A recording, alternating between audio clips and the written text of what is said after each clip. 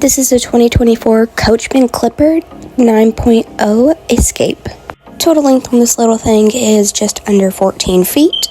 It has a dry weight of 1459. Compared to its cousin, the Express, it does not have a water heater or a fresh tank.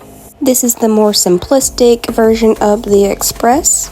The pop-up is also really easy to lift up and down thanks to the hydraulic arms. Coachmen was able to utilize just about every bit of space possible in this little thing. So no fear if you are off-roading, you'll have plenty of space for everything. And no fear of getting cold in the colder months because there is a powerful furnace in this thing. The door strap to the bed is for whenever the camper is in use. And in the summer months, you will be as cool as can be with 13.5K AC. Bud's price is $89.95 with no fees added on. Come check us out. See you soon.